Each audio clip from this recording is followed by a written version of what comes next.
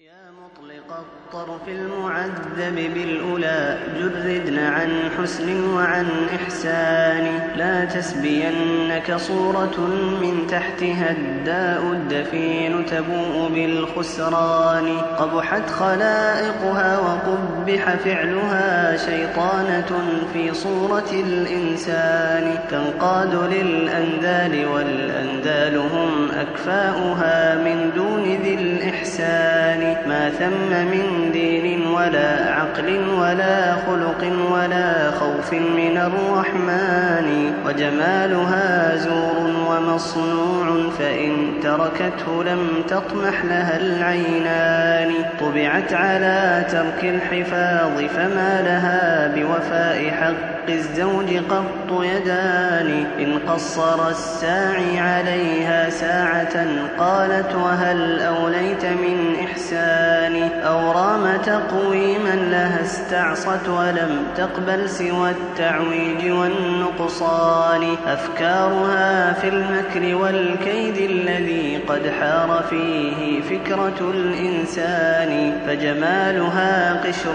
رقيق تحته ما شئت من عيب ومن نقصان نقد رديء فوقه من فضة شيء يظن به من الأثمان فالناقدون يرون ماذا تحته والناس أكثرهم من العميان أما جميلات الوجوه فخائنات بعولهن وهن للأخدان والحافظات الغيب منهن التي قد أصبحت فردا من النسوان يا خاطب الحور الحسان وطالبا لوصالهن بجنة الحيوان لو كنت تدري من خطبت ومن طلبت بذلت ما تحوي من الأثمان أو كنت تدري أين مسكنها جعلت السعي منك لها على الأجفان ولقد وصفت طريق مسكنها فإن رمت الوصال فلا تكن بالواني أسرع وحث السير جهدك إنما مسراك هذا ساعة لزمان فاعشق وحدث بالوصال النفس وابذل مهرها ما دمت ذا إمكان واجعل صيامك قبل لقياها ويوم الوصل يوم الفطر من رمضان واجعل نعوت جمالها الحادي وسر تلقى المخاوف وهي ذات أماني لا يلهينك منزل لعبت به أيدي البلا من سالف الأزمان فلقد ترحل عنه كل مسرة وتبدلت بالهم والأحزان سجن يضيق بصاحب الإيمان لكن جنة المأوى لذي الكفران سكانها أهل الجهالة والبطالة والسفاهة أنجس السكان وألذهم عيشا فأجهلهم بحق الله ثم حقائق القرآن عمرت بهم